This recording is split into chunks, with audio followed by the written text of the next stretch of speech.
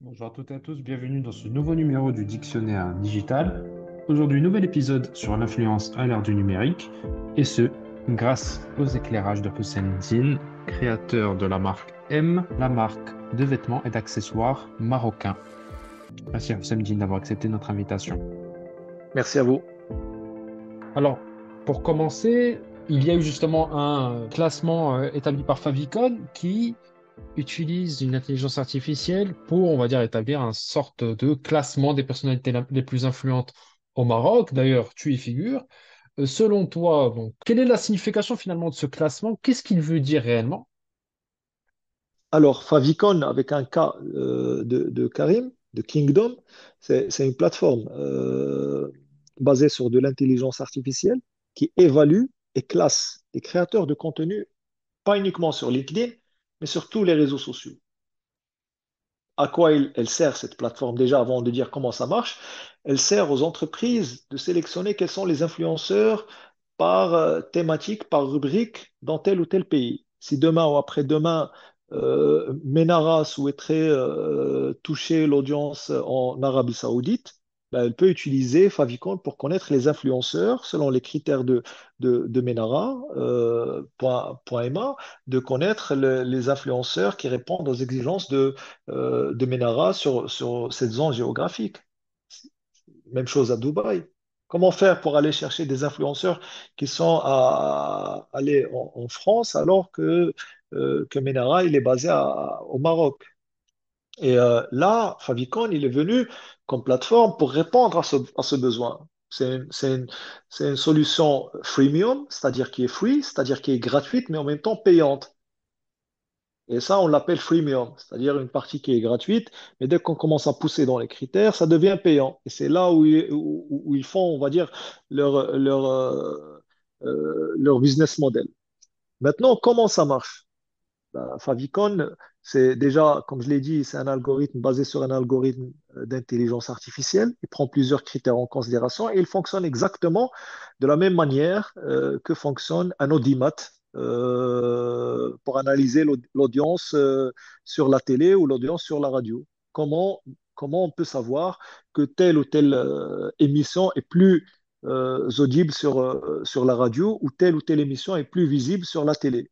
Ben, ils utilisent des outils qui permettent de connaître l'audience connectée. Ils peuvent te dire, par exemple, écoutez, en un quart d'heure, on a eu 4 millions de vues sur tel ou tel créneau horaire, d'où la publicité est plus chère dans ce créneau horaire juste après le ftour de Ramadan, par exemple. Ben, Favicon, il utilise le même principe, mais basé sur l'intelligence artificielle et sur des critères, une dizaine de critères. Le premier, d'abord, il analyse l'engagement. Vous allez me dire, oui, mais comment il peut analyser LinkedIn, TikTok, Instagram à la fois? Ben, il y a deux manières.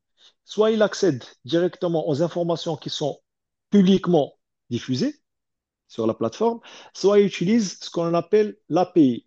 L'API, c'est comme une clé qui connecte Favicon avec le réseau social. C'est comme donner une clé d'accès à Favicon pour qu'il puisse analyser les données, bien sûr, tout en restant dans la protection des données personnelles. Il utilise uniquement des informations qui sont liées, par exemple, au taux d'engagement. Par exemple, moi, demain ou après-demain, euh, je voudrais être bien affiché sur Favicon.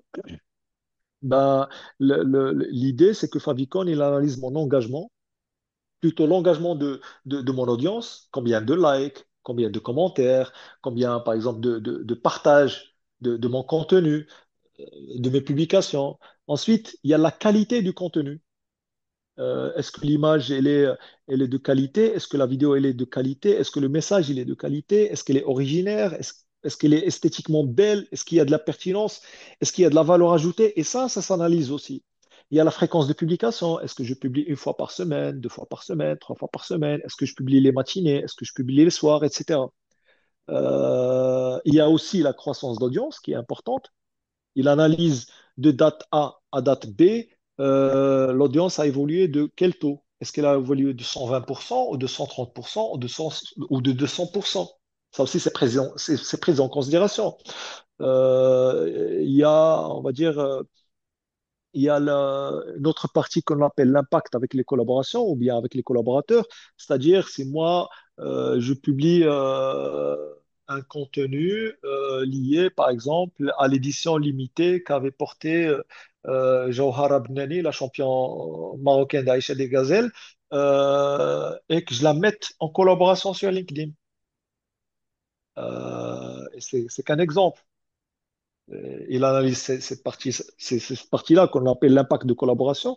Est-ce qu'il y a on va dire, de la réaction, euh, du feedback, on va dire, ou de l'interaction avec ces collaborations? Il y a aussi, ils analysent aussi l'expertise dans les domaines. Est-ce que c'est quelqu'un qui parle de high-tech? Est-ce que c'est quelqu'un qui parle par exemple, on prend Saad Abid, par exemple, il est spécialisé dans la niche Bahri qui est orientée vers l'environnement, il est orienté propreté, il est orienté social. Ça, c'est une spécialisation. Et là, c'est une expertise dans le domaine.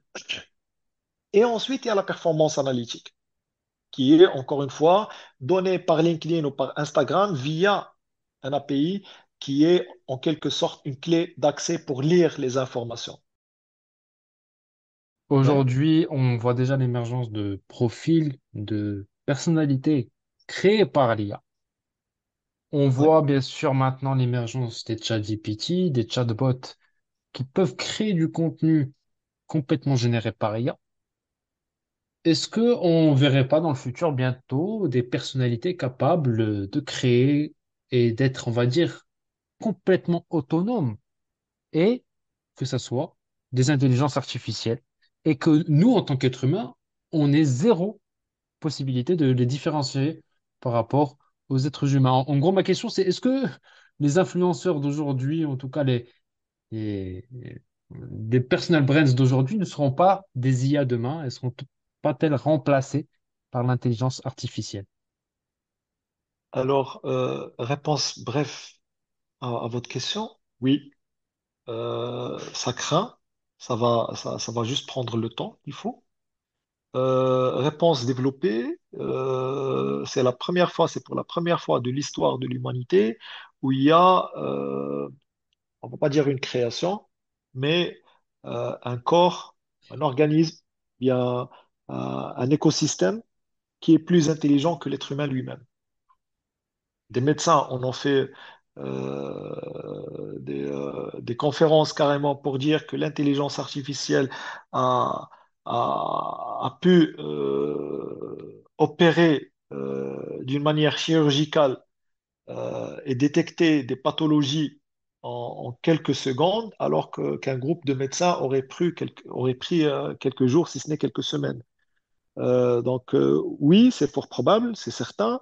Maintenant, le point le plus important, c'est qu'il faut vraiment se mettre à découvrir le monde de l'intelligence artificielle. Quand on va dire découvrir, on ne peut pas connaître tout le monde de l'intelligence artificielle. Rester dans sa niche, voir et visualiser ce dont la personne a besoin dans son quotidien. Si elle est par exemple journaliste, ben, quels sont les outils qu'elle utilise au quotidien? Quels sont les types d'informations qu'elle cherche au quotidien? Et là, elle cherche des solutions, on va dire, d'intelligence artificielle qui répondent à ses besoins. Si c'est quelqu'un de producteur, ben, il cherche des informations qui répondent à sa chaîne de production, sa chaîne des valeurs. Si c'est quelqu'un, on va dire, de médecin, il se connecte pour visualiser quelles sont les avancées technologiques, quelles sont les intelligences artificielles qui peuvent répondre à son besoin quotidien. Et là, on appelle ça le prompt engineering, c'est-à-dire c'est un nouveau poste qui est nouvellement créé, qui est nouveau, qui sera là avec une grande force. On appelle ça le prompt engineering, c'est prendre plusieurs intelligences artificielles et savoir les manipuler de sorte à faire sortir un résultat en un temps record. Merci beaucoup, Samiddine, pour tous ces éclairages. Ah, merci à vous. Merci à toutes et à tous d'avoir suivi ce nouvel épisode du Dictionnaire digital. À bientôt.